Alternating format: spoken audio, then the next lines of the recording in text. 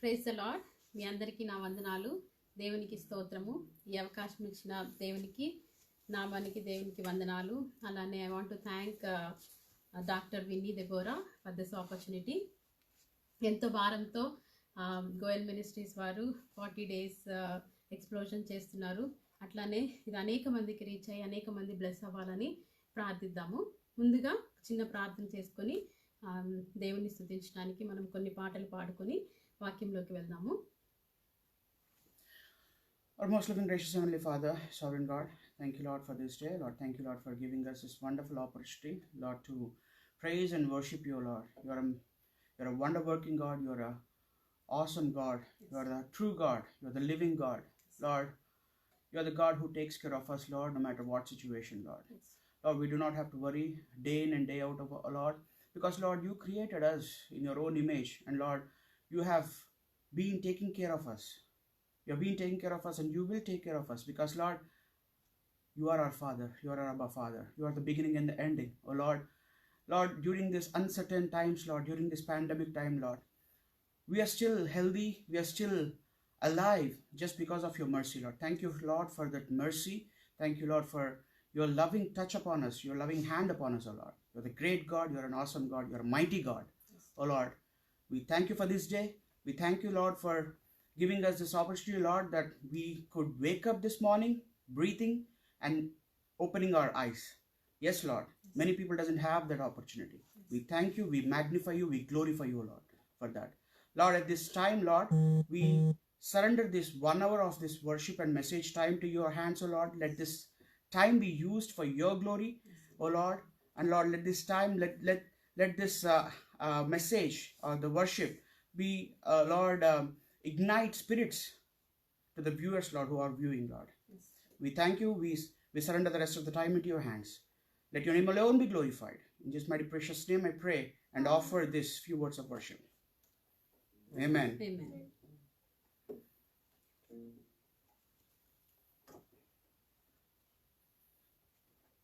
We'll go into the songs, worship songs.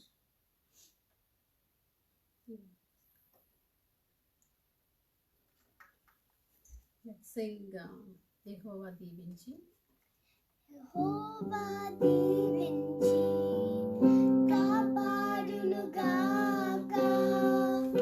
తన సన్నిధి కాంతితో నిన్ను కరుణించునుగాక, నీ వైపు తన ముఖమును చూపి శాంతి ఇచ్చునుగాక. యెహోవా దీవించి కాపాడునుగాక.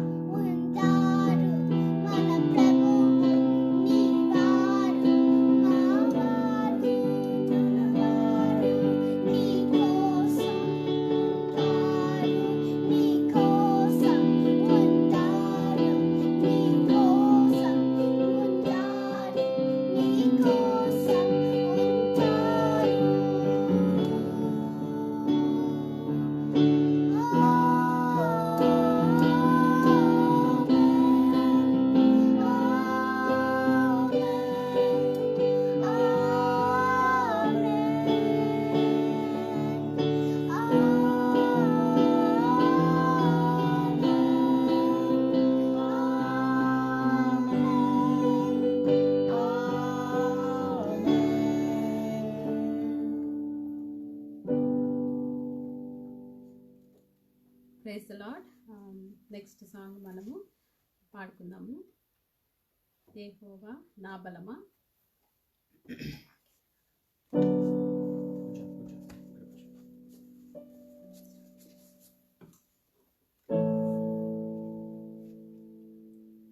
యెహోవా నా బలమా, యథార్థమైనది నీ మార్గం, పరిపూర్ణమైనది నీ మార్గం. యెహోవా నా శత్రువులు నన్ను చుట్టినను, నరకపు పాశములై కట్టినను. నా శత్రువులు నన్ను చుట్టినను, నరకపు పాశములై కట్టినను. వరద వలె భక్తిహీనులు పోలిన, వరద వలె భక్తిహీనులు పోలిన, విడువక నన్ను ఎడబాయని దేవా, విడువక నన్ను ఎడబాయని దేవా. యెహోవా నా బలమా, యథార్థమైనది నీ మార్గం, పరిపూర్ణమైనది నీ మార్గం. యెహోవా మరణపు దురులలో మరువక మొరలిడ, ఉన్నత దుర్గమై రక్షణ శృంగమై. మరణపు దురులలో మరువక మొరలిడు, ఉన్నత దుర్గమై రక్షణ శృంగమై. తన ఆలయములో నా మొర వినెను, తన ఆలయములో నా మొర వినెను. అదరెను ధరణి భయకంపముచే, అదరెను ధరణి భయకంపముచే. యెహోవా నా బలమా, యథార్థమైనది నీ మార్గం, పరిపూర్ణమైనది నీ మార్గం. యెహోవా నా దీపమును వెలిగించువాడు, నా చీకటిని వెలుగుగా చేయు. నా దీపమును వెలిగించువాడు, నా చీకటిని వెలుగుగా చేయు. జలరాశుల నుండి బలమైన చేతితో, జలరాశుల నుండి బలమైన చేతితో వెలుపల చేర్చిన బలమైన దేవా, వెలుపల చేర్చిన బలమైన దేవా. యెహోవా నా బలమా, యథార్థమైనది నీ మార్గం, పరిపూర్ణమైనది నీ మార్గం. యెహోవా యెహోవా జీవము గల దేవా, బహుగా స్తుతులకు అర్హుడ నీవే. యెహోవా జీవము గల దేవా, బహుగా స్తుతులకు అర్హుడ నీవు. అన్యజనులలో ధన్యత చూపుచు, అన్యజనులలో ధన్యత చూపుచు. హల్లెలూయా స్తుతి గానము చేసేద, హల్లెలూయా స్తుతి గానము చేసేద. యెహోవా నా బలమా,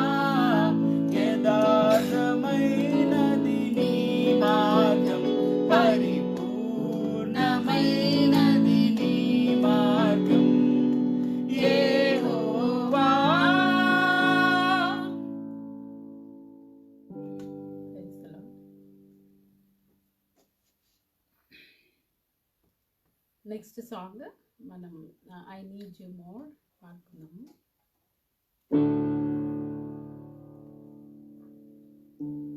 I need you more than yesterday. I need you more than words can say. I need you more than ever before. I need you, Lord.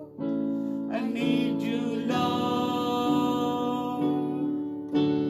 More than the air I breathe, more than the song I sing, more than the next heartbeat, more than anything, Lord, as time goes by, I'll be on your side,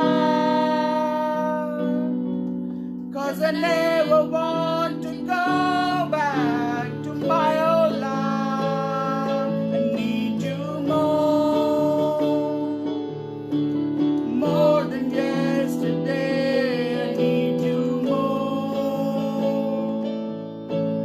more than words can say. I need you more than ever before. I need you, Lord. I need you, Lord. I need you more than yesterday. I need you more. Sing with me. More than words can say. I need you more than ever before. I need you, Lord. Yes, Lord. I need you, Lord. Hallelujah. I need you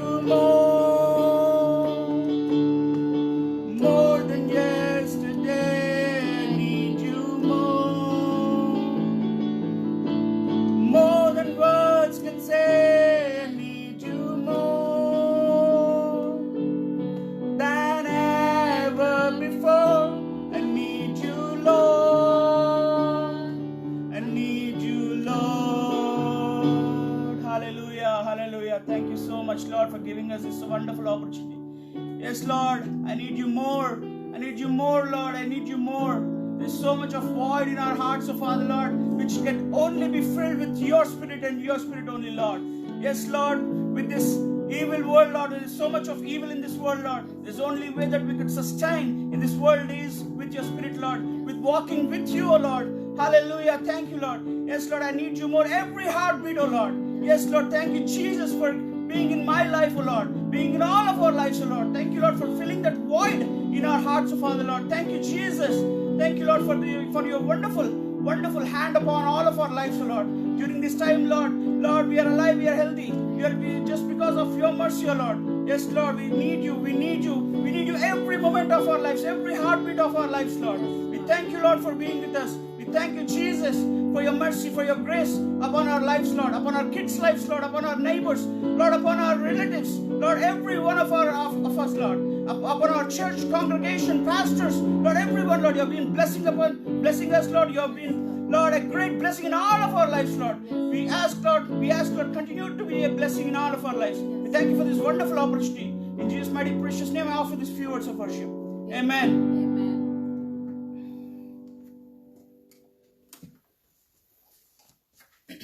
thank you Jesus. Thank you. దేవుని వాక్యములోకి వెళ్దాము. ఈరోజు మన topic overcoming obstacles.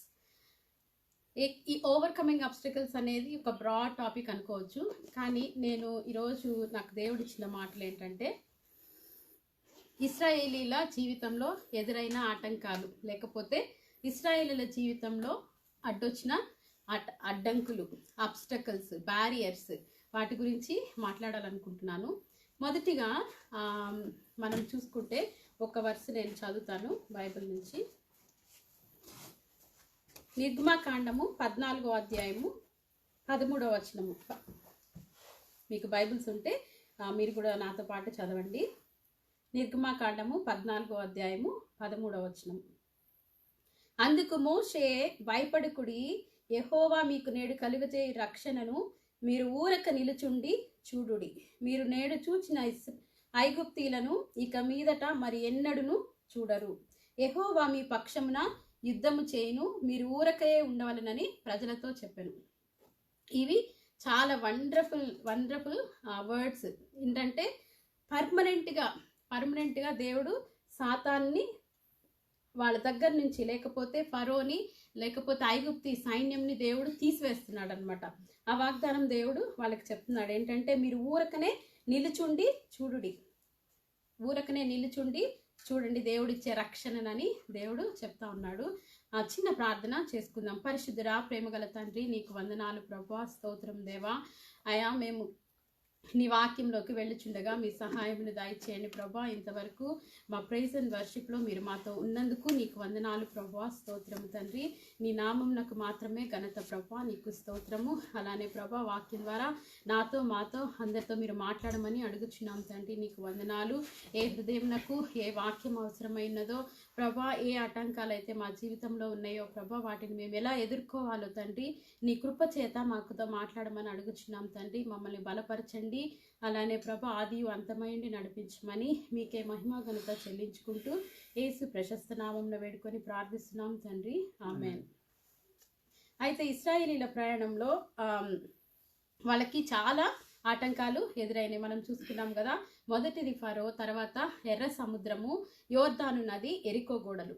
వీటిలో ఈ 4 ఆటంకాల్లో నేను 3 చెప్పట్లేదు, కానీ మొదటిది ఫరో. తర్వాత ఫరోలో కూడా మనము కొన్ని పార్ట్స్గా డివైడ్ చేసుకుంటే, ఫరో ఏ విధంగా ఇశ్రాయేల్ని ఇబ్బంది పెట్టాడు, లేకపోతే ఆటంకపరిచాడు, వాళ్ళు కనాను దేశాన్ని చేరకుండా ఎట్లా వాళ్ళని ఇబ్బంది పెట్టాడు అనేది మనము చూసుకుందాం అన్నమాట. మొదటిగా మనం చూసుకోవాలంటే మోషే జీవితం గురించి మనం కొంచెం వెళ్దాము. అయితే మోషేని దేవుడు ఎన్నుకున్నాడు. మోషే, నువ్వు వెళ్ళాలి నా ప్రజల దగ్గరికి అని ఆయన దేవుడు చెప్పినప్పుడు మోషే చాలా సాకులు చెప్పాడు. ఎందుకంటే ఆయనకి తెలుసు ఫరో ఎలాంటి వాడు, ఎందుకంటే అక్కడి నుంచి ఆయన పారిపోయి వచ్చేసాడు కదా. అయితే ఆ దేవుడు ఏం చెప్తున్నాడంటే, అదే నిర్గమాకాండము 3వ అధ్యాయము 7 నుంచి 10 వరకు మనం చూసుకుంటే, నిర్గమాకాండము 3వ అధ్యాయము 7 నుంచి 10 వరకు మనం చూసుకుంటే, మరియు యెహోవా ఇట్లా, నేను ఐగుప్తిలోనున్న నా ప్రజల బాధను నిశ్చయముగా చూచితిని. పనులలో తమ్మును కష్టపెట్టు వారిని బట్టి వారి పెట్టిన మొరను వింటిని. వారి దుఃఖములు నాకు తెలిసేయున్నవి. కాబట్టి ఐగుప్తీల చేతిలో నుండి వారిని విడిపించుటకును, ఆ దేశములో నుండి విశాలమైన మంచి దేశమునకు, అనగా కనానీలకును, హిత్తీలకును, అమోరీలకును, పెరిజీలకును, హివ్వీలకును, ఎబుసీలకును నివాస స్థలమైన పాలు తేనెలు ప్రవహించు దేశమునకు వారిని నడిపించుటకు దిగివచ్చి ఉన్నాను. తర్వాత ఇంకా 9వ వచనంలో, ఇశ్రాయేలీల మొర నిజముగా నా యొద్దకు చేరినది. ఐగుప్తీయులు వారిని పెట్టుచున్న హింస చూచితిని. కాగా రమ్ము, నిన్ను ఫరో యొద్దకు పంపెదను. ఇశ్రాయేలీలైన నా ప్రజలను నీవు ఐగుప్తిలో నుండి తోడుకొని పోవలెను. దేవుడు దిగి వచ్చాడంట అక్కడ. అంటే he step down for his children. ఇశ్రాయేలీలని బానిసత్వం నుంచి విడిపించడానికి, లేకపోతే శాపం నుంచి విడిపించడానికి, ఐగుప్తి నుంచి విడిపించడానికి దేవుడు he step down and then he came and he was talking to Moses అయితే చివరిగా మోజెస్ లోబడ్డాడు. తప్పకుండా ప్రభువా నేను వెళ్తాను, ఎందుకంటే దేవుడు అద్భుత కార్యాలు చేసి అతనికి చూపించాడు అనమాట. నేను దేవుడను, నేను నిన్ను పంపిస్తున్నాను, నీకు నేను సహాయం చేసే దేవుడునని దేవుడు అతనికి చాలా శక్తిని ఇచ్చినప్పుడు మోషే బయలుదేరి ఫరో దగ్గరికి వెళ్తాడనమాట. ఎందుకు? ఫరో బానిసత్వం నుంచి ఇశ్రాయేలీలని విడిపించటానికి. తర్వాత అట్లానే దేవుడు God had chosen Moses to be the leader. ఎందుకంటే ఇశ్రాయేలీలని విడిపించటానికి నాయకుడిగా దేవుడు ఏర్పరచుకున్నాడు అనమాట. అయితే ఫస్ట్ వెళ్తాడనమాట. వెళ్ళేసి ఇశ్రాయేలీల దగ్గరికి, ఐగుప్తు దగ్గర ఫరో దగ్గరికి వెళ్ళి ఫరోకి అడుగుతాడు, ఆ దేవుడిని మేము పూజించుకోవాలి, లేకపోతే పండగ ఆచరించాలి, మా ఇశ్రాయేలీలందరూ మాకు కావాలి, మేము వెళ్ళి దేవునికి ఆరాధన జరుపుకోవాలని అడిగినప్పుడు, అదే నిర్గమాకాండం 5వ అధ్యాయం 2వ వచనంలో అంటాడనమాట. ఫరో ఏమనంటే, ఫరో నేను అతని మాటలు విని ఇశ్రాయేలీలను పోనిచ్చుటకు యెహోవా ఎవడు? నేను యెహోవాను ఎరుగను, ఇశ్రాయేలీలను పోనీయనెను. వెంటనే ఫరోకి కోపం వచ్చేస్తుంది. ఇశ్రాయేలీలను పోనీయడానికి యెహోవా ఎవడు నాకు తెలియదు, నేను ఇశ్రాయేలీలను పోనివ్వను అంటాడనమాట. అయితే అదేవిధంగా మన జీవితాల్లో కూడా మనము ఇప్పుడున్న మన జీవితాలకి మనము ఈ యొక్క భాగాన్ని అప్లై చేసుకుంటే ఎలా ఉంటుందంటే, ఇశ్రాయేలీలు కూడా ఆ విధంగా బానిసత్వంలో, ఫరో యొక్క బానిసత్వంలో ఉన్నట్టు, ఫరోని మనము ఒక సాతానుగా, ఐగుప్తిని ఒక లోకముగా మనము గుర్తుగా ఉంచుకోవచ్చు. అట్లానే బానిసగా చాలామంది ఉండిపోయారు, దేవుని తెలియకుండా లోకానికి బానిసలుగా, లేకపోతే ఫరో యొక్క సామ్రాజ్యంలో బానిసలుగా ఉండిపోయారనమాట. అయితే వాళ్ళు ఫరో సాదృశ్యంగా ఉన్నాడు కదా, అట్లానే ఆత్మలను రక్షించటము ఫరో ఎంత మాత్రమును సహించట్లేదు. అట్లానే సాతానుడు కూడా వాడి కింద నుంచి వాడు వెళ్ళిపోవటం అనేది సాతానుడు సహించట్లేదు అనమాట. అయితే వాడితో మనము పోరాడి గెలిచి వాడి చేతిలో నుంచి ఆత్మలను విడిపించాలి. అది మన బాధ్యతగా అక్కడ మోషే మనకి కనిపిస్తున్నాడు అనమాట. అట్లానే పౌలు గారు కూడా చెప్తారు కదా, మనం పోరాడుచున్నది ఎవరితో, ఆ మాటలు నేను వెళ్ళట్లేదు కానీ ఇశ్రాయేలీలకి ఫరో గొప్ప ఆటంకంగా ఉన్నాడనమాట. అయితే కాబట్టి ప్రభు ఏం చేశాడంటే, మొదటిగా అద్భుతాలు చేయడం మొదలుపెట్టాడు, తర్వాత ఫలితం లేదు, తర్వాత బాధల్ని పంపించాడు అనమాట. ఎందుకు, ఫరో మాట వినట్లేదు, లేకపోతే ఫరో లోబడట్లేదు. అయితే ఇంకా ప్రతిసారి దేవుడు అద్భుతాలు చేసినప్పుడల్లా ఏమవుతుందంటే, ఇశ్రాయేలీలో ఉన్న దేవుని శక్తి, లేకపోతే ఇశ్రాయేలీలు బలం పొందుకుంటున్నారు, మన దేవుడు గొప్ప దేవుడు, మన దేవుడు గొప్ప కార్యాలు చేస్తున్నాడని. అట్లానే వాళ్ళ విశ్వాసం బలపడుతున్న సమయంలో ఐగుప్తిలో కలవరం మొదలైంది, లేకపోతే కదలిక మొదలైంది అనమాట. అది మనకి కనిపిస్తూ ఉంటుంది. తర్వాత ఇశ్రాయేలీలని పోనివ్వనని వెంటనే ఫరో చెప్పిన మాటలకి ఇంకా ఏం చేస్తాడంటే, మళ్ళీ మోసెస్ వెళ్ళిపోయి ప్రార్థన చేస్తూ ఉంటాడనమాట. అట్లనే మనకి కూడా మన జీవితంలో మనము సాతాన్ని ఎదిరించడానికి మొదటి స్టెప్ మనం ఎప్పుడైతే తీసుకుంటామో, మన జీవితాల్లో కూడా అలాంటి శోధనలు ఎదురవుతూ ఉంటాయి. మనకు తెలుసు కదా, చాలామంది చెప్తా ఉంటారు, ఎప్పుడు బాప్టిజం తీసుకున్నప్పుడు వాళ్ళు అంటూ ఉంటారు, నేను బాప్టిజం తీసుకున్నప్పటి నుంచి నాకు ఈ కష్టం ఎదురవుతుంది, నేను ఇంకా ఎక్కువ శోధనలు పడాల్సి వస్తుంది అనేసి. లేకపోతే మనము దేవుని సన్నిధికి వస్తున్నప్పుడే నాకు ఇలాంటి ప్రాబ్లమ్స్ స్టార్ట్ అయినాయని. కానీ ప్రారంభంలోనే ప్రారంభ వ్యతిరేకత అనేది చాలా కనిపిస్తూ ఉంటుంది. ఎందుకంటే యేసు ప్రభు జీవితంలో కూడా ఆయన ఎప్పుడైతే బాప్టిజం తీసుకొని బయటకు వచ్చాడో, సాతానుడు వచ్చేసాడు అనమాట శోధించడానికి. కానీ మనము ఆ వ్యతిరేకతలోనే మనం నీరసిస్తే పరమ కణాన్ని స్వతంత్రించుకోలేము. అప్పుడైతే వారి గోలు ఏంటంటే, పాలు తేనెలు ప్రవహించే కానానులోకి వాళ్ళు చేరటం ఇశ్రాయేలీలు. మన గోల్ ఏంటంటే, మనము పరలోక పౌరులం, మన పౌరసత్వం అనేది పరలోకంలో ఉంది, అక్కడికి చేరడం అనేది మన డెస్టినేషన్ అన్నమాట. అందుకని మనము ఆ వ్యతిరేకతను నీరసించకుండా, డిస్కరేజ్ అవ్వకుండా తిరిగి మనము దేవుని సన్నిధిలోకి వెళ్ళి మొరపెట్టినప్పుడు దేవుడు మనకి శక్తినిచ్చే దేవుడుగా ఉన్నాడు. ఇక్కడ మోసెస్ కూడా అదే మనకి కనిపిస్తుంది అనమాట. అయితే మొదటిగా దేవుడు అక్కడ మోసెస్ ఏం చేశాడంటే, మోసెస్ని దేవుడు బలపరిచి కర్ర పైకెత్తి కొట్టగానే రక్తముగా మారిపోయింది, నీరంతా ఐగుప్తి తాగే నీరంతా రక్తంగా మారిపోయింది. తర్వాత ధూళిని కొట్టినప్పుడు అవన్నీ పేలుగా మారిపోయాయి. తర్వాత ఈగలు వచ్చేసినాయి అనమాట. ఈ వరుస బాధలు చూసిన ఫరో ఇశ్రాయేలీలతో మొదలుపెట్టాడు ఏంటి, ఒక ఒప్పందం, లేకపోతే ఒక కుయుక్తితో కూడిన ఆటంకాలని మొదలు పెట్టాడనమాట. మొదటిగా మనము చూసుకుంటే, మొదటిది ఏమంటాడంటే, ఈ దేశంలోనే బలి అర్పించండి అన్నాడనమాట. అదే మనకి కనిపిస్తుంది అనమాట. ఏంటి, మీరు వెంటనే పిలుస్తాడు. అక్కడ మనం చూసుకుంటే నిర్గమకాండము 8వ అధ్యాయము 25వ వచనంలో మనం చూసుకుంటే, అప్పుడు ఫరో మోషే అహరోనులను పిలిపించి, మీరు వెళ్ళి ఈ దేశంలో మీ దేవునికి బలి అర్పించుడని వారితో చెప్పగా ఏం చెప్తున్నాడంటే, సరే మీరు ఇంతగా ప్రాధేయపడుతున్నారు, లేకపోతే ఇంతగా మీరు చేస్తున్నారు కాబట్టి మీరేం చేస్తారంటే ఈ దేశంలోకి వెళ్ళి మీ దేవునికి బలి అర్పించండి అంటాడనమాట.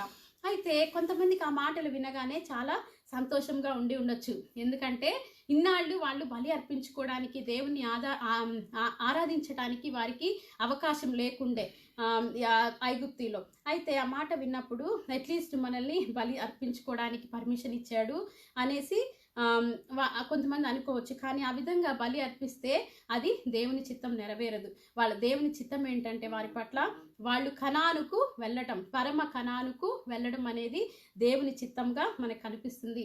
తర్వాత ఒకవేళ వాళ్ళు అదే దేశంలో బలి అర్పించి ఉంటే అక్కడే వాళ్ళు తిరిగి మళ్ళా బానిసలుగా ఉండిపోయేవాళ్ళు. ఎందుకు, బయటకు వెళ్ళట్లేదు కదా, వాళ్ళు ఐగుప్తిని వదిలి వెళ్ళట్లేదు, అక్కడే దేవుణ్ణి ఆరాధించుకోవటము, అక్కడే అట్లానే ఐగుప్తులకి బానిసలుగా వాళ్ళకి వెట్టి చాకరీలు చేస్తూ ఉండిపోయేవాళ్ళు అనమాట. అయితే వాళ్ళు పానుతేలును ప్రవహించే కణానులో ప్రవేశించే వాళ్ళు కాదనమాట. అలాంటి మాటలకి మోషే ఇక్కడ లోబడినట్టుగా కనపడట్లేదు.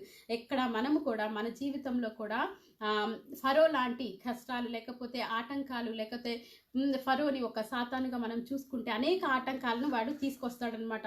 అలాంటి వాటికి మనము లోబడకుండా వాటిని మనము అధిగమించే వారిగా ఉండాలి. అయితే అలాంటి మాటలకు వాడు లోబడకుండా ఉన్నట్టుగా మనకి కనిపిస్తుంది. వాళ్ళ ఆ దేశం నుంచి విడిచి వెళ్ళాలన్న అనేది మోషే యొక్క తలంపు. అక్కడే ఉండి మనం కొన్నిసార్లు అనుకుంటాం కదా, నేను ఆ దేవుడు విడిచి వెళ్ళమన్నప్పుడు కూడా ఏం చేస్తూ ఉంటామంటే, నేను ఇక్కడే ఉండి దేవుని సువార్త ప్రకటిస్తాను, లేకపోతే అన్యుల మధ్యలో ఉండి నా ఫ్రెండ్స్ దగ్గరే ఉండి నేను దేవుని సువార్త ప్రకటిస్తానని మాట్లాడుతూ ఉంటారనమాట. అది పొరపాటు. ఎందుకంటే దేవుని చిత్తం ఏంటంటే అక్కడ నుంచి మనల్ని దేవుడు వెళ్ళిపోమన్నాడు, అక్కడ నుంచి బయటకి రమ్మన్నాడు అనమాట. ఆ విషయంలో మనము కూడా దేవుని మాటకు లోబడే వారిగా ఉండాలి. కొన్నిసార్లు మనం ఉన్న ప్లేసెస్లో ఇట్లా కంఫర్టబుల్గా మనకి ఉండొచ్చు, కానీ అది దేవుని చిత్తం కాదు. ఇక్కడ ఫరో మాట్లాడేది కూడా అదే. ఎందుకంటే ఇశ్రాయేలీల మీద చాలా శ్రద్ధ ఉన్నట్టుగా ఏం చెప్తున్నాడంటే, చాలా శ్రద్ధ ఉన్నట్టుగా మీరు ఈ దేశంలోనే దేవునికి బలి అర్పించుకోండి అని చెప్తా ఉన్నాడనమాట. అయితే అది మనము గ్రహించాల్సింది ఏంటది, అది సాతాను యొక్క కుయుక్తి. భక్తి అవసరమే కానీ, చర్చికి వెళ్ళడం అవసరమే కానీ, ఆ లోక సంబంధమైన పనులు కూడా చేయమని చెప్తా ఉన్నాడనమాట. అంటే దాని అర్థం ఏంటంటే మనం ఎలా అర్థం చేసుకోవచ్చు అంటే, ఈ దేశంలోనే బలి అర్పించుడి అనేది మనము లోకంలోనే ఉంటూ లోకానుసారమైన పనులు చేస్తూ దేవుణ్ణి ఆరాధించండి అని సలహా ఇస్తున్నాడు. అది సాతాను యొక్క కుయుక్తి, లేకపోతే ఫరో యొక్క కుయుక్తి మనకి అక్కడ కనిపిస్తుంది. ఈ లోకంలోనే ఉంటూ, లేకపోతే లోకం పద్ధతులు మనం పాటిస్తూ పాపంలోనే ఉంటూ దేవుని సన్నిధిని వెతకమంటున్నాం. అది మనము చేయకూడదు. ఎందుకంటే ఐగుప్తునకు కానానుకు సంబంధము లేదు, బెలియాలకు క్రీస్తుతో సంబంధం లేదు. బయలును పూజించే వాళ్ళు బయలును పూజించాలి, లేకపోతే దేవుని పూజించే వాళ్ళు దేవుని పూజించాలి. అది దేవుని చిత్తమైనది. ఎందుకంటే నువ్వు అటు వెచ్చగానైనా ఉండాలి, ఇటు చల్లగానైనా ఉండాలి, కానీ నులివెచ్చని జీవితం అనేది దేవునికి ఇష్టమైనది కాదు. ప్రకటనలో ఉంటుంది కదా, నులివెచ్చని జీవితాలని ఆయన ఏ విధంగా ట్రీట్ చేస్తాడో అది అట్లాంటి జీవితం కాదన్నమాట. అయితే ఇక్కడ ఫరో వాళ్ళకి సలహా ఇస్తున్నాడు ఏంటంటే, మీరు ఇక్కడే ఐగుప్తి దేశంలో ఉండి దేవుని పూజించండి.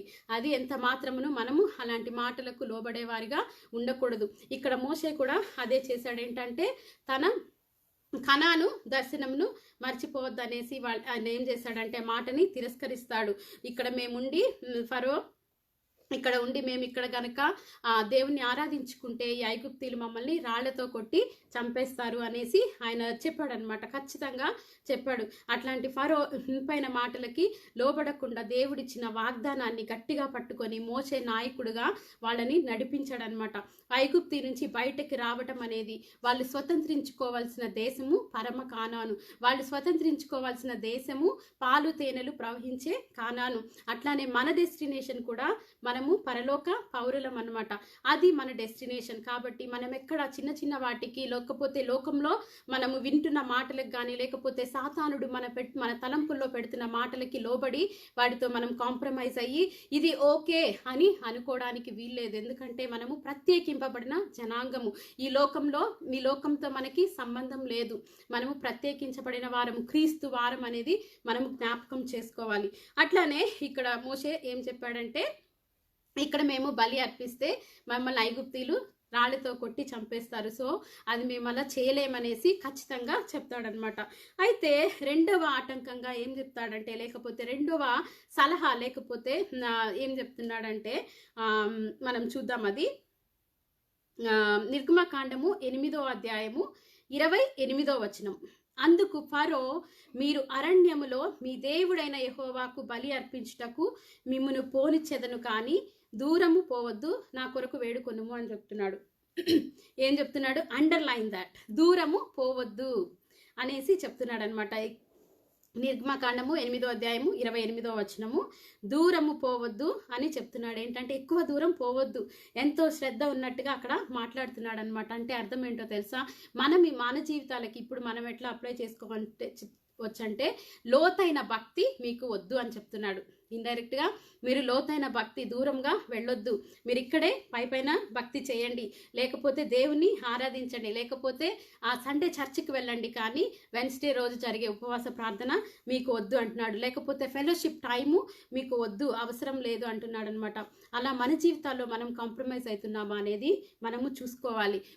మన జీవితాల్లో మనం దేవునికి ప్రాధాన్యత ఇస్తున్నామా అనేది చూసుకోవాలి. లోతైన భక్తి జీవితం మనకు ఉందా అనేది మనము మనల్ని పరీక్షించుకోవాలి. ఎందుకంటే ఒక ఎగ్జాంపుల్ చూసుకుంటే మనకి జాబ్ కావాలంటే చిన్న చిన్న ప్లేసెస్ నుంచి మనం హైదరాబాద్కి వెళ్తాము, లేకపోతే అక్కడి నుంచి మనం చెన్నై వెళ్తాము, లేకపోతే ఇంకా అక్కడి నుంచి బెంగళూరు నుంచి ఇంకెక్కడికో మనము వెళ్తూ ఉంటాం అనమాట. ఎందుకు? మనకి ఉన్న ఆ ఆశ ఏంటి, నేను ఇంకా సంపాదించాలి, లేకపోతే అది మంచి ఆలోచనే, లేకపోతే మంచి జాబ్ చేయాలి నేను అనేది మనము కోరుకుంటా ఉంటాం కదా. ఎంత దూరమైనా వెళ్ళడానికి మనము ప్రయాసపడతాం, ఎంత దూరమైనా వెళ్ళడానికి మనము కష్టపడుతూ ఉంటామన్నమాట. అలానే దేవుని యొక్క జీవితంలో దేవునిలో మనం ఎదుగుతున్నప్పుడు మనము కూడా ఏ విషయంలో కాంప్రమైజ్ అవ్వటం దేవుని చిత్తము కాదు. ఎందుకంటే మనము ఈ లోకము వారము కాదు, కానీ దేవుని చిత్తము నెరవేర్చకుండా సాతానుడు దొంగిలించడానికి అనేక విధాలుగా ప్రయత్నం చేస్తూ ఉండగా దేవుని బిడ్డలుగా లోతైన భక్తిలో మనం వెళ్ళాలన్నమాట. తృప్తి చెందకూడదు. తృప్తి చెందడం అనేది దేవుని చిత్తం కాదు. దినదినము నేను ఇంకా దేవునిలో ఎదగాలి. ఒకవేళ నువ్వు సువార్థికుడువా సువార్థికురాలువా అయితే ఇంకా నువ్వు దేవుని కోసం పరిచర్య చేయాలని దేవుడు ఎక్స్పెక్ట్ చేస్తున్నాడు. ఇంకా నువ్వు దేవుని కొరకు ప్రయాసపడాలని దేవుడు ఎక్స్పెక్ట్ చేస్తున్నాడు. దేవుడు ఒక్కొక్కరికి ఒక్కొక్క టాలెంట్స్ ఇస్తాడనమాట. వాటన్నిటినీ ఆయన కొరకు 100% మనము పెట్టేవారిగా ఉండాలి. అది దేవుని చిత్తమైనది. లేకపోతే కొంతమంది తృప్తి పడుతూ ఉంటారు వాళ్ళు చేస్తున్న యాక్టివిటీస్ని బట్టి. కొంతమంది ఎట్లా అంటే, అమ్మయ్య నేను ఈ వీక్ దేవుని సువార్తని ప్రకటించాను, ఇంకా నేను ఇంకొక 2 వీక్స్ లేకపోతే 1 మంత్ రెస్ట్ తీసుకోవచ్చు అనేసి. No, God is not expecting that. ఎందుకంటే దేవుడు కోరుకుంటున్నది ఏంటంటే దినదినము ఆయన సన్నిధిని వెతికేవారిగా ఉండాలని ఆయన కోరుకుంటున్నాడు అనమాట. ఏ ఏరియాస్లో మన జీవితము లోతుగా లేదో మనము పరీక్షించుకోవాలి. ఎందుకంటే మనము కొన్నిసార్లు కొన్ని ఏరియాస్ని దేవుడికి ఇవ్వమన్నమాట, సంపూర్తిగా ఇవ్వము. కానీ అలాంటివి దేవుడు ఈరోజు మనకి గుర్తు చేస్తున్నాడు. ఎందుకంటే మనము సంపూర్తిగా దేవుని కొరకు సమర్పించుకోవాలి. నిజమైన భక్తిని మనము కలిగి ఉండాలి.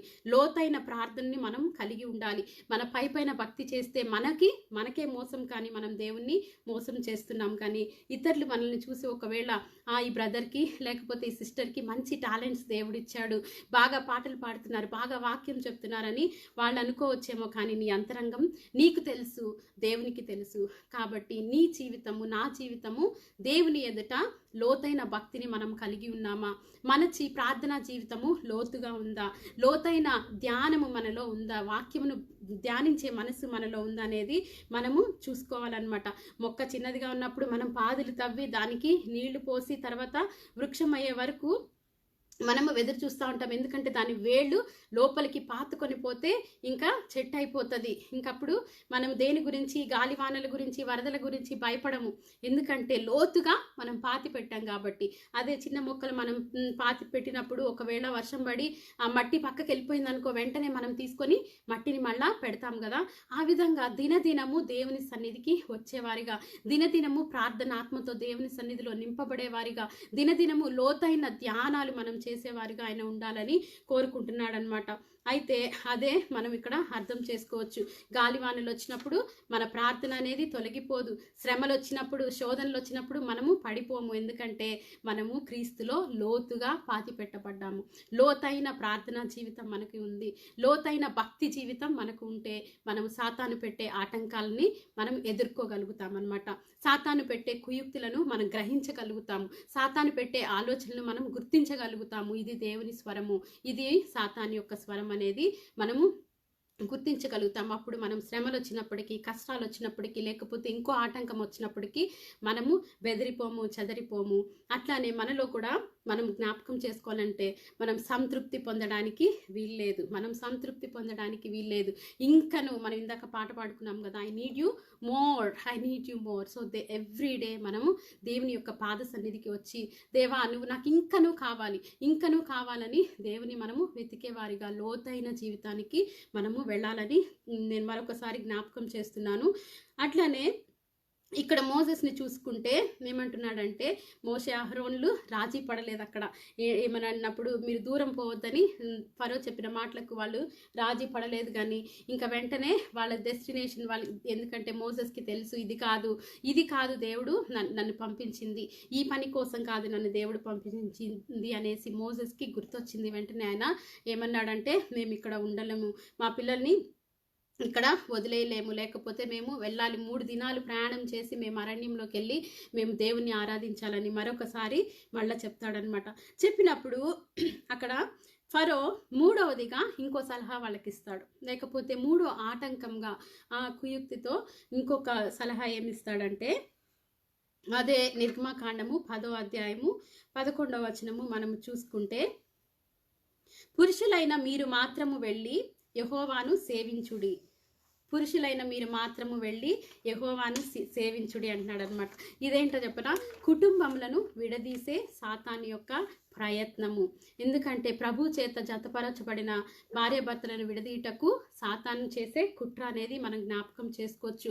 పురుషులు మాత్రము వెళ్ళిన ఎడల కుటుంబం వాళ్ళకి గుర్తొచ్చి వాళ్ళు తిరిగి వచ్చేస్తారు.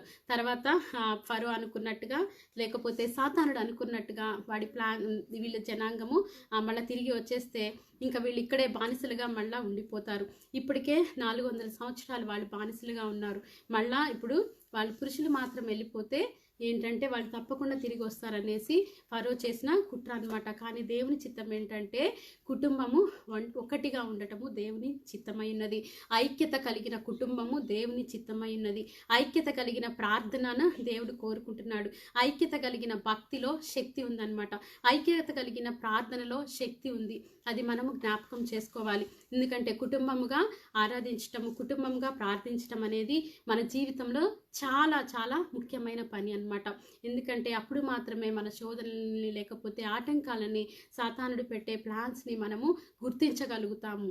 అప్పటికే మనము నిలబడగలుగుతాము. అలాంటి ఐక్యత కలిగిన ప్రార్థనని, ఐక్యత కలిగిన ప్రార్థించటం, కుటుంబ ప్రార్థనని మనము ఎక్కడైనా మనము లోపాలు కలిగి ఉన్నామేమో, కానీ ఇప్పటి నుంచి మనము దేవుడు మనతో మళ్ళా మరొకసారి మాట్లాడి జ్ఞాపకం చేస్తుండగా మనల్ని మనం సరిచేసుకుందాము. దేవుని సన్నిధికి వచ్చి లోతుగా ఆయనలో పాతి పెట్టబడదాము. అట్లానే నిజమైన ప్రార్థనా జీవితంలోకి ఎదుగుదాము. ఐక్యత కలిగిన ప్రార్థనా జీవితంలోకి మనం వెదుగుదాము. అలానే ఐక్యత కలిగిన భక్తి జీవితంలోనికి వెదుగుదాము. ఎందుకంటే కొన్ని కుటుంబాల్లో మనం చూసుకుంటే భర్త మాత్రమే రక్షించబడతారు, లేకపోతే భార్య మాత్రమే రక్షించబడి వాళ్ళు రహస్య క్రైస్తవులుగా దేవుని స్వార్థను చేస్తూ, లేకపోతే దేవుని వాక్యం వింటూ ఉన్న వారి శ్రమల్ని మనకు చాలా మందిలో తెలిసి ఉండొచ్చు. మీలో ఒకవేళ మన ఫ్యామిలీస్లోనే, లేకపోతే మీ ఫ్యామిలీలోనే ఉండి ఉండొచ్చు. తల్లిదండ్రులు రక్షించబడి ఉండొచ్చు, లేకపోతే బిడ్డలు రక్షించబడి ఉండొచ్చు. కానీ దేవుడు ఏం చెప్తున్నాడంటే, కుటుంబం అంతా రక్షించబడటము దేవుని చిత్తము. మనం ఒక ప్రామిస్ని మనం చూసుకుంటే, దేవుడిచ్చిన వాగ్దానంని అపోస్తుల కార్యము 16వ అధ్యాయము 31వ వచనం మనం చూసుకుందాము. ప్రభువైన యేసుని యందు విశ్వాసం ఉంచుము, అప్పుడు నీవు నీ ఇంటి వారును రక్షణ పొందుదురు. దేవుడిస్తున్న గొప్ప వాగ్దానాన్ని మనం గట్టిగా పట్టుకుందాము. నేను ఒక్కడనే రక్షించబడి ఉన్నావా, లేకపోతే నువ్వు ఒక్కదానివే రక్షించబడి ఉన్నావా, నువ్వు డిసప్పాయింట్ అవ్వద్దు, డిస్కరేజ్ అవ్వద్దు. ఎందుకంటే నీకు దేవుడు వాగ్దానం ఇస్తున్నాడు ఏంటంటే, ప్రభు అయిన యేసుని యందు విశ్వాసం ఉంచుము, అప్పుడు నీవును నీ ఇంటి వారును రక్షణ పొందుదురు. ప్రభు చెప్పిన మాట సత్యము. మనం విశ్వాసం ఉంచినప్పుడు ఆయన చేయ సమర్థుడు అనమాట. ఆయన చేయ సమర్థుడు. మనము విశ్వాసంతో మళ్ళీ నీరసించొద్దు. ఎందుకంటే కొంతకాలము ప్రార్థన చేస్తాం కొన్నిసార్లు, ఆ తర్వాత వీళ్ళు మారరు, లేకపోతే వాళ్ళు చేస్తున్న పనులు మనం చూసి వీళ్ళు మారే సమస్య లేదు అనుకుంటా ఉంటాము. కానీ దేవుడు చెప్తున్నాడు ఏంటంటే, నువ్వు ప్రభు యేసునందు విశ్వాసం ఉంచు, అప్పుడు రక్షణ తప్పకుండా పొందుతారనేసి ఆయన మాటలని గట్టిగా మనము నమ్ముదాము, ప్రార్థిస్తాము. ఒకవేళ అలానే మనం చూసుకుంటే హెబ్రీ 11వ అధ్యాయం 7వ వచనంలో, విశ్వాసమును బట్టి నోవాహు ఇంటి వారి కొరకు రక్షణ ఓడను సిద్ధపరిచాడంట. మనకి తెలుసు కదా, ఆయన విశ్వాసమును బట్టి రక్షణ ఓడను సిద్ధపరిచారు నోవాహు. అట్లానే నువ్వు మాత్రమే పరలోకానికి వెళ్తే సరిపోదు, నువ్వు మాత్రమే రక్షించబడితే సరిపోదు. నువ్వు ఒక్కడవే రక్షించబడి ఉంటే, నువ్వు ఒక్కదానివే రక్షించబడి ఉంటే నీ కుటుంబంని గురించిన భారము నీకు ఉండాలి. నీ కుటుంబంని గురించిన ప్రార్థన చేసే రెస్పాన్సిబిలిటీ నీ మీద ఉందని మరొకసారి దేవుడు జ్ఞాపకం చేస్తున్నాడు అనమాట. అలాగూ మనం ఇంటిని గురించిన శ్రద్ధను కలిగి ఉందాము. ఎందుకంటే ఇంటి నిమిత్తము ప్రార్థించటము మన బాధ్యత. రక్షణ నిమిత్తము భారంతో ప్రార్థించాల్సిన బాధ్యత మన మీద ఉందన్నమాట. అదే మనము ఇక్కడ చూస్తున్నాం. పురుషులు మాత్రము వెళ్ళుడని ఎంత బాగా చెప్తున్నాడంటే, ఎందుకు వీళ్ళు తప్పకుండా తిరిగి వచ్చేస్తారు.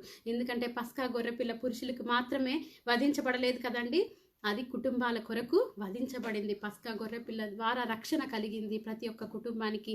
ఎవరి గుమ్మాలకైతే వాళ్ళు ఆ పస్కా గొర్రెపిల్ల రక్తాన్ని పూసుకున్నారో వాళ్ళందరూ రక్షించబడ్డారు. అట్లానే దేవుడు రక్షణ నీకు మాత్రమే కాదు కానీ, పురుషులకు మాత్రమే కాదు కానీ, ప్రతి ఒక్క కుటుంబానికి, ప్రతి ఒక్క వ్యక్తికి దేవుడు ఫ్రీగా ఇస్తున్న బహుమానం అన్నమాట. అట్లానే రాహాబుని మనం ఒకసారి జ్ఞాపకం చేసుకుంటే యెహోషువలో ఉంటుంది కదా, నేను ఒకసారి చదువుతాను. అది యెహోషువ 2వ అధ్యాయము 13వ వచనము. నా తల్లియు నా తండ్రియు నా తల్లియు నా అన్నదమ్ములను నా అక్క చెల్లెండ్రును వారికి కలిగి ఉన్న వారందరూ చావకుండా బ్రతుకనిచ్చి రక్షించినట్లుగా దయచేసి యెహోవా తోడని ప్రమాణము చేయుడనెను. ఎంత బాధ్యత మనకి కనిపిస్తుందండి. అన్యురాలైనప్పటికీ ఆమె ఎంత బాధ్యతగా తన కుటుంబం గురించిన శ్రద్ధ మనకి ఇక్కడ కనిపిస్తుంది అనమాట.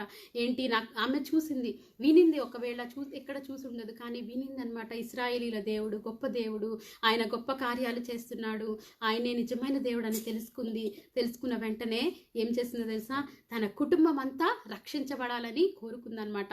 యెహోవా తోడని ప్రమాణం చేయమని.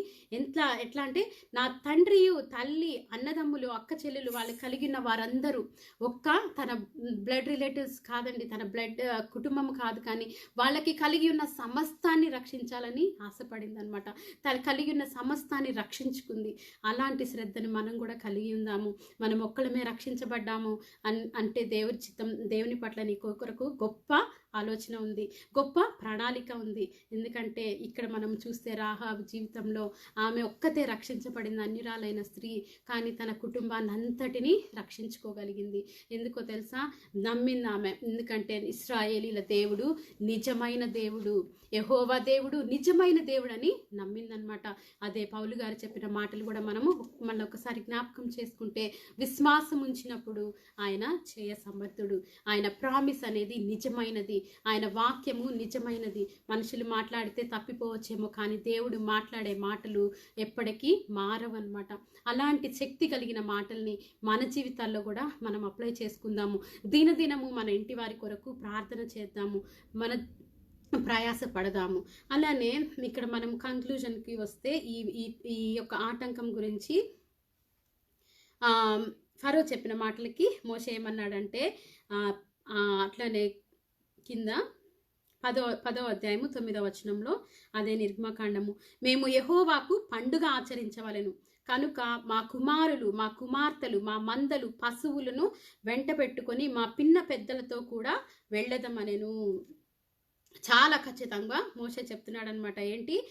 ఏమని, మేము పండుగ ఆచరించాలి, మా కుమారులు మా కుమార్తెలు మా మందలు మా పశువులనన్నిటినీ మా పిన్న పెద్దలతో కూడా వెళ్ళదమని చెప్తున్నాడు అనమాట.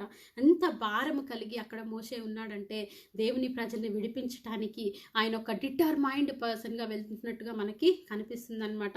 అక్కడ అట్లనే రాహాబ్ జీవితాన్ని కూడా మనం చూసాము. అలానే మన కుటుంబంలో మనము అదే బాధ్యతను లేకపోతే అదే డిటర్మినేషన్ని కలిగి ఉందాం. ఎందుకంటే దేవుని పట్ల మన చిత్తం ఏంటంటే పరలోకం మనము స్వతంత్రించుకోవటం ఆయన చిత్తమై ఉన్నది. ఇక్కడ ఇశ్రాయేలీలకైతే దేవుడు పరమ కానానికి వాళ్ళని నడిపిస్తున్నాడు. పాలు తేనెలు ప్రవహించే దేశానికి దేవుడు వాళ్ళని నడిపించాలని ఆశపడుతున్నాడు. ఎందుకంటే వాళ్ళ ఆశీర్వాదాలు, వాళ్ళ యొక్క బ్లెస్సింగ్స్ ఆగిపోయినాయి అన్నమాట ఫరో యొక్క ఆటంకాల వల్ల, సాతానుడైన ఫరో వల్ల వారి కావలసిన బ్లెస్సింగ్స్ అన్ని వాళ్ళు ఆగిపోయినాయి. అలాంటి వాటన్నిటికీ దేవుడు ప్రార్థనతో శక్తితో గొప్ప కార్యాలు చేస్తూ వాళ్ళకి చూపిస్తూ బలపరుస్తూ ఇశ్రాయేలీలని సేమ్ టైం ఎన్నో కష్టాలు వస్తున్నప్పటికీ కూడా దేవుడు ప్రతిసారి వాళ్ళని బలపరుస్తున్నాడు, ప్రతిసారి వాళ్ళకి సహాయం చేస్తూ ముందుకు నడిపించాడు.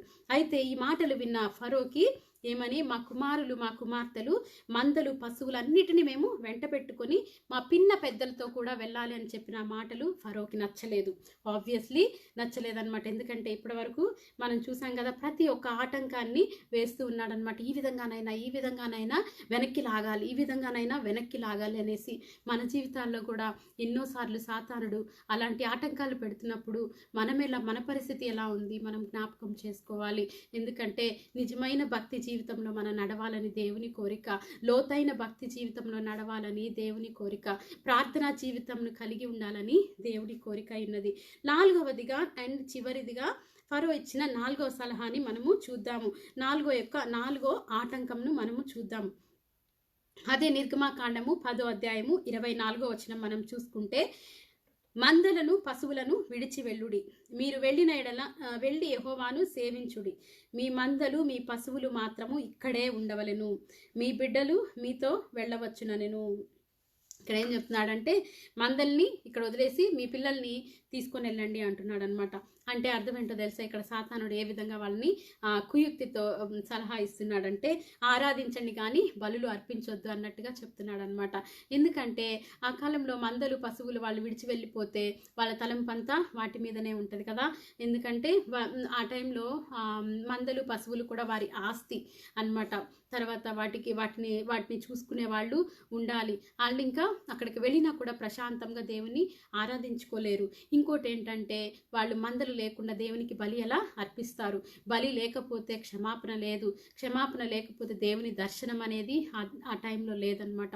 కాబట్టి మనము కూడా క్రీస్తుని వెంబడించి సాగిపోతూ ఉన్నప్పుడు ఇలాంటి వంతెనలు, ఇప్పుడు మనం చూస్తే ఫరో ఏంటంటే ఇది ఒక టెంప్టేషన్గా లేకపోతే వంతెనగా చేసుకున్నాడు అనమాట. పశువులని వీటిని పరమ కానాను వారు చేరకుండా ఉండటం కోసము ఇట్లా ప్రయత్నించాడు. కానీ మన ప్రయాణం ఎప్పుడైతే మనం ఎప్పుడు గురి వద్దకే మన పరుగు ఉండాలన్నమాట.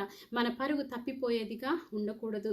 మన డిస్ట్రాక్షన్స్ ఎక్కడా, లేకపోతే మన పాత అలవాటులు, లేకపోతే మనం ఎక్కడైతే దేవునికి మన నుంచి దేవునికి ఇవ్వాల్సిన టైంని దొంగిలించే ప్రతి ఒక్కటి కూడా ఒక వంతెన, సాతానుడు చేస్తున్న ఆ ప్లాన్.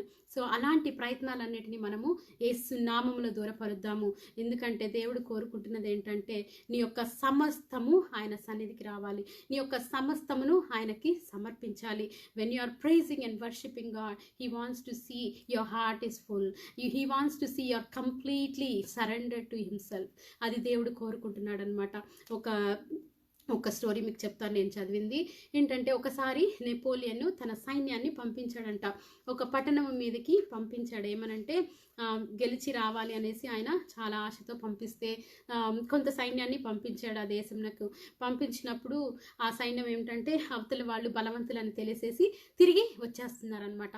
మళ్ళీ ఇంకొక సెట్ ఆఫ్ సైన్యాన్ని పంపించినప్పుడు వాళ్ళు తిరిగి వచ్చేస్తున్నాడు. అయితే చివరిగా ఏం చేశారంటే నెపోలియన్ 3వ సైన్యాన్ని పంపించినప్పుడు వెంటనే వాళ్ళు ఈ దాటే ప్రయాణంలో వాళ్ళు ప్రతిసారి బ్రిడ్జిని దాటి వెళ్ళాలన్నమాట. అయితే 3వసారి వాళ్ళ సైన్యాన్ని పంపించినప్పుడు ఏం చేశాడంటే, వాళ్ళని పంపించిన వెంటనే ఆ బ్రిడ్జిని కాల్చేశాడంట. ఆ బ్రిడ్జిని కాల్చేసేయగానే వెళ్ళిపోయిన ఆ యుద్ధం చేయడానికి వెళ్ళిన సైనికులు తిరిగి రావడానికి అవకాశం లేక గెలిచి జయించి వచ్చారంట. దేవునికి స్తోత్రం. అట్లాంటిది దేవుడు మనల్ని కోరుకుంటున్నాడు. ఏవైతే వంతెనలు మనల్ని వెనకకి లాగుతున్నాయో, ఏవైతే టెంప్టేషన్స్ మనల్ని వెనకకి లాగుతున్నాయో మనము జ్ఞాపకం చేసుకోవాలి. ఎందుకంటే దేవుని బిడ్డలమైన మనము క్రీస్తు ప్రేమ నుంచి వెడబాపే ఏ వంతెనను ఉండడానికి వీల్లేదు. ప్రతి ఒక్క వంతెనను మనము తీసివేయాలి. ఎందుకంటే ఫరో మందలని పశువులని ఒక వంతెనగా చేసుకున్నాడు. ఇశ్రాయేలీలను వెనుకకు తిప్పాలని ప్రయత్నించాడు. కానీ దేవుడు వారికి సహాయం చేసినట్టుగా మనము చూస్తున్నాం అన్నమాట. ఆ కాలంలో బలిపీఠం లేకపోతే ప్రభు వారిని సంధించడు. గొర్రెపిల్ల రక్తము చిందించబడాలి, పాపము పరిహరించబడాలి, లేకపోతే దేవుని దర్శనం అనేది ఉండేది కాదు. వాళ్ళు నిశ్చయముగా దేవుని ఆరాధించలేకపోయేవాళ్ళు. అలాంటి పరిస్థితులు మన జీవితంలో ఉన్నాయేమో మనం జ్ఞాపకం చేసుకోవాలి. ఎలాంటి వంతెనలు మనల్ని జీవితాన్ని మన ప్రభు ప్రేమ నుంచి దూరంగా మనల్ని లాగుతున్నాయి, లేకపోతే నువ్వు ప్రార్థన చేసుకోవాలనుకున్నప్పుడు ఎందుకు చేసుకోలేకపోతున్నావు? It could be social media, it could be your friends, it could be something else. కానీ దేవుడు ఏమంటున్నాడంటే అలాంటి వంతెనలన్నిటినీ కాల్చివేయాలని ఈరోజు జ్ఞాపకం చేస్తున్నాడు. దేవుని శక్తితో మనం నింపబడదాము. ప్రతి ఒక్క వంతెనను యేసు నామంలో చేయిద్దాము. ప్రతి ఒక్క సాతాను ఆటంకాలను యేసు నామంలో చేయించి ముందుకు సాగిపోదామన్నమాట. అట్లానే ఇక్కడ మనం చూసుకుంటే మోషే ఏమంటున్నాడైతే ఫరో మాటలు మోషేకు సమ్మతించలేదు. ఏమని అంటున్నాడంటే మా పశువులు, అక్కడే మనం చూసుకుంటే నిర్గమకాండము 10వ అధ్యాయము 26వ వచనంలో, మా పశువులు మాతో కూడా రావలెను, ఒక్క డెక్క అయినను విడువబడదు, మా దేవుడైన యెహోవాను సేవించుటకు వాటిలో నుండి తీసుకొనవలెను. ఎంత ఖచ్చితమైన మాటలు చెప్తా ఉన్నాడో చూడండి ఒక్కసారి. ఒక్క డెక్క అయినను విడువబడదు. దేవునికి నామానికి స్తోత్రం. ఎందుకంటే ఆయన యొక్క పర్పస్, లేకపోతే ఆయన యొక్క ప్లాన్, ఆయన దేవుడు కలిగిన ప్రణాళికను ఖచ్చితంగా నెరవేర్చాలని మోషే ఎంత ప్రయాసపడుతున్నాడో మనకి అక్కడ కనిపిస్తుంది అనమాట. ఒక్క డెక్క అయినను విడిచిపెట్టబడదు అనేసి. మనం కూడా మోషే వలె ఖచ్చితమైన తీర్మానం చేసుకుందాము. ఎక్కడ దేవుని చిత్తాన్ని మనం కాంప్రమైజ్ అవుతున్నాము, ఎక్కడ దేవుని చిత్తాన్ని మనం లోబడలేకపోతున్నామో అలాంటి వంతెనలను, లేకపోతే అలాంటి విషయాలను, దేవుని ప్రేమలో మనం ఎదగలేకపోతున్నామంటే ఎక్కడ మనము ల్యాగ్ ఉన్నామో మనం చూసుకుందాము. వాటన్నిటిని దేవుని కొరకు జయిద్దాము, దేవుని కొరకు విడిచిపెడదాము. అట్లానే ఇక్కడ ప్రభు నిమిత్తము ఆయన యుద్ధము చేయడానికి మనం లేచినప్పుడు దేవుడు సహాయం చేసేవాడుగా కనిపిస్తున్నాడు. ఇక్కడ మోషే ఖచ్చితమైన తీర్మానం తీసుకొని ప్రభు నిమిత్తము ఆయన మళ్ళా తిరిగి వెళ్ళి మాట్లాడగలగటానికి దేవుడు ప్రతిసారి శక్తిని దయచేస్తూ ఉన్నాడనమాట మోషేకి. తర్వాత ఫైనల్గా మనము ఫరో అడ్డంలను పడగొట్టడానికి ప్రభు వాడిన గొప్ప ఆయుధం గురించి మాట్లాడుకుందాం. ఏంటో తెలుసా? దేవుడు ఈ ఫరోని తీసివేయడానికి, ఇశ్రాయేలీల జీవితంలో నుంచి సంపూర్ణముగా డిలీట్ చేయడానికి దేవుడు వాడిన గొప్ప ఆయుధం ఏంటంటే పస్కా గొర్రెపిల్ల రక్తము. పస్కా గొర్రెపిల్ల రక్తం. దేవునికి స్తోత్రం, దేవునికి స్తోత్రం. ఎందుకంటే పస్కా గొర్రెపిల్ల అనేది ఒక్కొక్క కుటుంబానికి ఒక్కొక్కటి చొప్పున వాళ్ళు వధించి ఆ కుటుంబ ద్వారబంధాలకు 2 నిలువు కమ్ముల మీద పోయమని దేవుడు ఇశ్రాయేలీలకు సెలవీయగానే మరుసటి దినము ఏమైందో తెలుసా? ఐగుప్తిలో ఉన్న ప్రతి తొలిచూలు బిడ్డ నశించిపోయింది. ఆ రాత్రి ఆ మాటలు అక్కడ ఉంటాయి కదా, ఏంటంటే ఆ రాత్రి ఐగుప్తిలో మహాఘోష పుట్టెను అని ఉంటుంది అనమాట. అది మనం చూసుకుంటే నిర్గమకాండము 12వ అధ్యాయము 31, 32 వచనాల్లో ఉంటుంది అనమాట. ఏమైందంటే ఫరో అడ్డము పడగొట్టబడింది. దేవుని నామానికి జయం. ఆ పస్కా గొర్రెపిల్ల రక్తము ద్వారా ఇశ్రాయేలీలకు రక్షణ, ఫరో జనమునకు విముక్తి దొరికిందనమాట. ఇశ్రాయేలీలకు విముక్తి దొరికింది. పస్కా గొర్రెపిల్ల రక్తము శక్తి కలిగినది. పస్కా గొర్రెపిల్ల రక్తము పాపముల నుంచి విడిపించేది. పస్కా గొర్రెపిల్ల రక్తము మనలను విడిపించేది, మనకు శక్తినిచ్చేది. వెంటనే ఇశ్రాయేలీలకు శక్తి వచ్చేసింది. దేవుడు గొప్ప కార్యాలు చేస్తున్నాడని వాళ్ళు గ్రహించారు. అట్లానే ఐగుప్తిలో ఘోష పుట్టింది. అండ్ ఫరోకి కూడా భయము కలిగిందనమాట, వణికు వచ్చేసింది. ఇంకా ఏంటంటే ఈ పస్కా గొర్రెపిల్ల ద్వారా 2 కార్యాలు ఏం జరిగినాయంటే రక్షణ దొరికింది. దేవుని బిడ్డలందరికీ రక్షణ దొరికింది అనమాట. ఇంకోటి అపజయము, సాతానుకు అపజయము కలిగిందనమాట. వెంటనే ఫరో కృంగిపోయాడు. ఇంకా ఏంటి, నేను చేసేది ఏది లేదనుకున్నాడు. ఇశ్రాయేలీలకు విముక్తి కలిగింది. విముక్తి ఎక్కడి నుంచి? ఇశ్రాయేలీల స్లేవరీ నుంచి విముక్తి కలిగింది. అలానే వారి యొక్క శాపము నుంచి విముక్తి కలిగింది. దేవునికి స్తోత్రం. ఎందుకంటే పస్కా గొర్రెపిల్లగా ఇప్పుడైతే మనకు క్రీస్తు ప్రభు వారు మనతో ఉన్నారు. ఆయన రక్తము మనకు అండగా ఉన్నది. అలాగనే శత్రుదుర్గములను పడగొట్టే శక్తి కూడా బలము కలిగి ఉన్నదన్నమాట. పస్కా గొర్రెపిల్లకు అంతటి శక్తి ఉందన్నమాట. మనము ప్రకటన గ్రంథంలో చూసుకుంటే 12వ అధ్యాయంలో ఉంటుంది కదా, పరలోకంలో జరిగిన యుద్ధంలో సర్వలోకమును మోసపుచ్చుటకు అపవాది సాతాను, ఇక్కడ అంటే ఆ వర్సెస్ ప్రకటన 12:1లో ఉంటాయి. పేరుగల మహాఘట సర్పమును జయించుటకు వారు ఉపయోగించిన ఆయుధము ఏమిటో తెలుసా? గొర్రెపిల్ల రక్తము. గొర్రెపిల్ల రక్తమును బట్టి, తామిచ్చిన సాక్ష్యమును బట్టి వారు జయించిరి. సాతాన్ను జయించారు, సాతానుని పడగొట్టారు, సాతాను తలను చితగొట్టారు, అద్దములను తొలగించేశారనమాట. దేవునికి స్తోత్రం. పస్కా గొర్రెపిల్ల ద్వారా ప్రతి ఒక్క ఆటంకము నిర్మూలమైపోయింది. ప్రతి ఒక్క ఆటంకమును దేవుడు నిర్మూలము చేసినట్టుగా మనకు కనిపిస్తుంది అనమాట. అట్లానే మనం కూడా దేవుని రక్తంలో మనము కడబడ్డాము.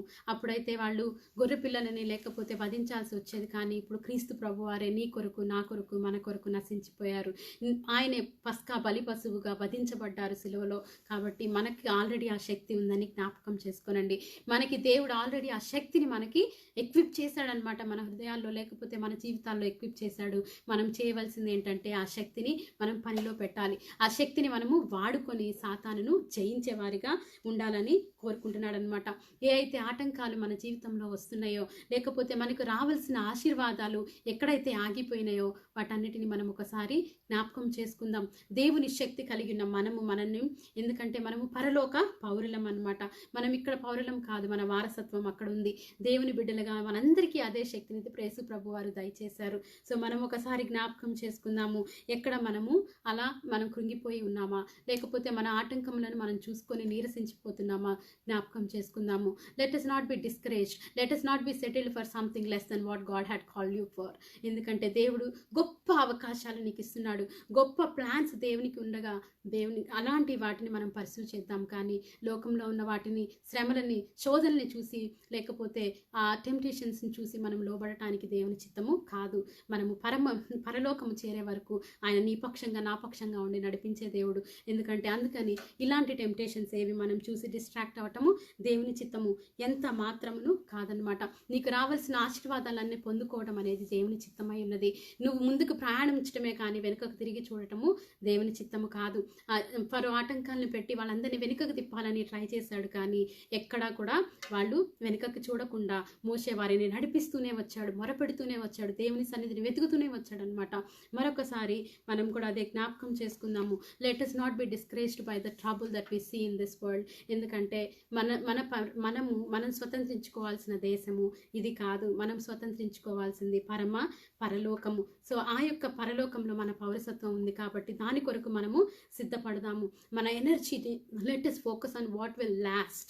ఇక్కడ మనం చూసే జీవితాలు కాదు, కానీ దేవుడు మనకి ఇస్తున్న గొప్ప అవకాశాలు, లేకపోతే గొప్ప జీవితం కొరకు మనము సిద్ధపరచుకుందాం అన్నమాట. అట్లానే ఒక్కసారి నేను మీకు రివ్యూ చేస్తాను. మొదటిదిగా ఈ దేశంలో బలి అర్పించుడి అని చెప్పాడనమాట. అంటే అర్థం ఏంటంటే మీరు ఇక్కడే ఉండండి, నులివెచ్చని జీవితం కలిగి ఉండండి అని చెప్తున్నాడు. కానీ మనము అలాంటిది దేవుడికి ఇష్టం లేదు. అలాంటి పద్ధతుల్ని మనము విడిచిపెట్టాలి. పాత జీవితాన్ని వదిలిపెట్టాలన్నమాట. దాసత్వాన్ని విడిచిపెట్టాలి. మనం ఇంతవరకు కొన్నిటికి బానిసలు అయిపోయి ఉండొచ్చు, కానీ వాటన్నిటిని దేవుడు వదిలేయమని చెప్తున్నాడు. అట్లానే పాత జీవితంలో మనము బానిసలుగా ఉండటం దేవుని చిత్తం కాదు. మనల్ని మనం మోసపుచ్చుకోకుండా దేవుని సన్నిధికి నిర్మలంగా వద్దాము. ఆయన సన్నిధిని నిజముగా వెతుకుదామన్నమాట. ఫరో రెండో ఆటంకంగా ఏం చెప్తున్నాడంటే దూరంగా పోవద్దు అని అంటున్నాడు అనమాట. లోతైన భక్తి జీవితంలోకి వెళ్ళొద్దని సాతానుని చెవుల్లో మాట్లాడుతూ ఉన్నాడేమో జ్ఞాపకం చేసుకో. ఎందుకంటే పైపైన భక్తిని దేవుడు అసహించుకునేవాడిగా కనిపిస్తున్నాడు. లోతైన బ్రతుకును కావాలి. ఎందుకంటే మనం క్రీస్తులో పాతుకొని పోవాలని దేవుడు కోరుకుంటున్నాడు అనమాట. ఈ లోకంతో రాజీ పడేవారిగా మనం ఉండటానికి వీల్లేదు. ఎందుకంటే మన డెస్టినేషను పరలోకము.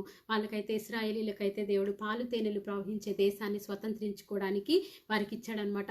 అలాగనే మనం లోతైన ప్రార్థనా జీవితంను కలిగి ఉందాము. లోతైన భక్తిని మనము కలిగి ఉందాము.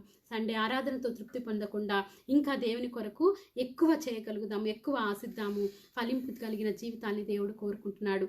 మనకి తెలుసు కదా, ఈ థీమ్ ఏంటేసి మనము బేర్ ఫ్రూట్ అనేసి ఉందనమాట. సో మనము ఫలింపు లేకపోతే, మన జీవితంలో ఫలింపు లేకపోతే అది దేవుడు సహించలేడనమాట, చూడలేడు. కనుక క్రీస్తులో లోతుగా మనం నాటబడి ఆయన కొరకు ఫలాలను ఫలించేవారిగా మనం ఉందాము. And do not settle for anything less than what God had called you for. So మనము గొప్పవి ఆశిద్దాము దేవుని కొరకు. అలానే మనం ఇంకొక మాట ఏంటంటే పురుషులు మాత్రము వెల్లుడి అని చెప్తున్నాడు అనమాట. కానీ మనం ఏం చేయాలంటే సాతాన్ని జయించడానికి కుటుంబముగా మనం వెళ్ళాలి. కుటుంబముగా దేవుని సన్నిధికి వెళ్ళాలి. కుటుంబముగా దేవుని సన్నిధిని ఆరాధించాలి. కుటుంబంగా దేవుని సన్నిధిలో ప్రార్థించాలని దేవుడు చెప్తున్నాడు అనమాట. అట్లనే మనం చూసాం కదా ఎగ్జాంపుల్స్. మనం చూస్తే నోవాహు ఓడను సిద్ధపరిచాడు. తర్వాత రాహాబు తన కుటుంబాన్నంతటిని రక్షించుకుంది. అలాగే శ్రద్ధ కలిగి మన కుటుంబ సభ్యుల గురించి ప్రార్థన చేద్దాము. దేవుడిచ్చిన వాగ్దానాన్ని గట్టిగా పట్టుకుందాము. ఎందుకంటే ఆయన నమ్మదగిన వాడు. నిన్ను రక్షించుకున్నాడంటే నీ కుటుంబం పట్ల ఆయనకి గొప్ప ప్రణాళిక ఉంది. నీ పట్ల ఆయనకి ప్రణాళిక ఉంది. కాబట్టి మనము దినదినము మన కుటుంబ సభ్యుల గురించి, మన రిలేటివ్స్ గురించి భారముతో దేవుని సన్నిధిలో ప్రార్థిద్దాము. 4వదిగా చెప్పిన మాట ఏంటంటే మందలను పశువులను విడిచి వెళ్ళండి అంటున్నాడనమాట. అలాంటి వంతెనలేవి మన జీవితంలో లేకుండా చూసుకుందాము. ఎందుకంటే మన పరుగు గురి యొద్దకే ఉండాలి. తిరిగి లోకం వైపు చూడటము దేవుని చిత్తము కాదు. అలాగే ఫరో వంతెనలను తీసివేద్దాము. సాతాను యొక్క వంతెనలను యేసు నామంలో మనము ముందుకు సాగుదాము. ఆయన శక్తినిచ్చే దేవుడుగా ఉన్నాడనమాట. మోషే వలె ఖచ్చితమైన తీర్మానము మన జీవితంలో తీసుకున్నప్పుడు ఆయన అన్నాడు కదా, ఒక్క డెక్క ఆయనను విడువబడదు అన్నాడు. అలాగూ మనం ఖచ్చితంగా ఉన్నప్పుడు దేవుడు నీకు నాకు సహాయం చేసేవాడిగా ఉన్నాడనమాట. ఫరో యొక్క ఆటంకాలని దేవుడు పడగొట్టడానికి వాడిన గొప్ప ఆయుధం ఏంటంటే పస్కా గొర్రెపిల్ల రక్తము. పస్కా గొర్రెపిల్ల రక్తము ద్వారా ఆయన బిడ్డలకు విమోచన, సాతాను తలను ఆయన చితుగా కొట్టాడనమాట. ఇప్పుడు మీరు తెలుసుకోవాలంటే సాతాను తలను దేవుడు ఆల్రెడీ చిత్తగా కొట్టాడు. ఆయన సిలువలో మరణించినప్పుడు వాడి తోక మాత్రమే పనిచేస్తుంది. సో వాడిని చూసి మనం భయపడాల్సిన పని మనకెంత మాత్రం కూడా లేదు. ఎందుకంటే మనలో ఉన్నవాడు గొప్పవాడు ఈ లోకంలో ఉన్నవానికంటే. సో అలాంటి ఆ వాగ్దానాన్ని దేవుని గట్టిగా పట్టుకొని మనం ముందుకు సాగినప్పుడు ప్రతి ఒక్క ఆటంకాన్ని, ప్రతి ఒక్క అడ్డంకిని మనము జయించగలుగుతాము. ఏ జర్నీ ఎక్కడైతే ఆగిపోయిందో, ఏ ఆటంకం దగ్గర ఆగిపోయావో దేవుని దగ్గరికి రా. దేవుడు సహాయం చేసేవాడిగా ఉన్నాడు. దేవుని సన్నిధిలోకి వచ్చినప్పుడు ఆయన ప్రాకారాలు పడగొట్టే దేవుడు. ఆయన మనకు ముందుగా పోవచున్నాడు. మెట్టగా ఉన్న స్థలాలను సరళము చేసే దేవుడు. కాబట్టి ఆ వాగ్దానాన్ని మనం జ్ఞాపకం చేసుకుందాము. మన జీవితంలోకి సాగిపోదాము. అది దేవుని చిత్తమైనది. ప్రతి ఒక్కటిని దేవుడు ఏ విధంగా సహాయం చేస్తూ ఇశ్రాయేలీలను నడిపిస్తూ ప్రతి ఒక్క ఆటంకం ఏ విధంగా తొలగించాడో మనం చూసాం. కాబట్టి మనకి కూడా దేవుడు అదే శక్తినిచ్చాడు. మనల్ని కూడా దేవుడు అదే విధంగా ప్రేమిస్తూ ఉన్నాడు. అది మన జీవితాల్లో అప్లై చేసుకుందాము. పాత జీవితాన్ని వదిలిపెట్టి జయ జీవితంలోకి ముందుకు సాగిపోదాము. ఏ స్పిరిచువల్ లైఫ్లో ఎక్కడ ఆటంకంలో ఆగిపోయి ఉన్నామో మరొకసారి జ్ఞాపకం చేసుకొని దేవుని శక్తికై ప్రార్థిద్దాము. లోతైన భక్తి జీవితంను కలిగి ఉందాము. చిన్న ప్రార్థన చేసుకొని ముగించుకుందాము. పరిశుద్ధుడా, ప్రేమగల తండ్రి, సర్వోన్నతుడా, సర్వశక్తిమంతుడా, నీకు వందనాలు ప్రభువా. స్తోత్రము తండ్రి, స్తోత్రము ప్రభువా. మా దేవా నీకు వందనాలు తండ్రి, స్తోత్రము ప్రభువా. అయ్యా నీ వాక్యం ద్వారా మాట్లాడినందుకు నీకు స్తోత్రము తండ్రి, స్తోత్రము ప్రభువా. అయ్యా మా బిడ్డలు తండ్రి ఎక్కడ తండ్రి ఏ ఆటంకం ద్వారా సాతానుడు పెడుతున్నవి ప్రభా ఆగిపోయి ఉన్నాడో, వారి మాటలు వినుటకు ఆయా ఇంపుగా ఉన్నాయో మీరు జ్ఞాపకం చేసుకోనండి తండ్రి. అయా శ్రద్ధ కలిగి ఉన్నట్టుగా మీరు ఈ అరణ్యంలోనే లేకపోతే మీరు ఇక్కడే ఉండి దేవునికి బలి అర్పించుకోండి సాతానుడు చెప్పినట్లుగా ప్రభా ఆ టైంలో తండ్రి ఎక్కడ అలాంటి మాటలు విని మోసపోతున్నారో మీరు జ్ఞాపకం చేసుకోనండి ప్రభా. నీకు వందనాలు. నీ యొక్క పరలోకపు జ్ఞానముతో ప్రభా ప్రతి ఒక్క బిడ్డని మీరు నింపమని అడుగుచున్నాం తండ్రి. నీకు వందనాలు. లోతైన భక్తిని దయచేయండి ప్రభా. లోతైన ప్రార్థన ఆత్మను దయచేయండి ప్రభా. నీకు వందనాలు. లోతుగా నీ వాక్యమును ధ్యానించే మనసును దయచేయమని అడుగుచున్నాం ప్రభా. నీకు వందనాలు. ఎందుకంటే మా అందరినీ ప్రభా నువ్వు ఆల్రెడీ ప్రభా మాకు శక్తిని ఇచ్చావు తండ్రి. మా అందరికీ ప్రభా నువ్వు ఆల్రెడీ ఎక్విప్డ్ అస్ ప్రభా. నీకు వందనాలు తండ్రి, స్తోత్రము ప్రభా.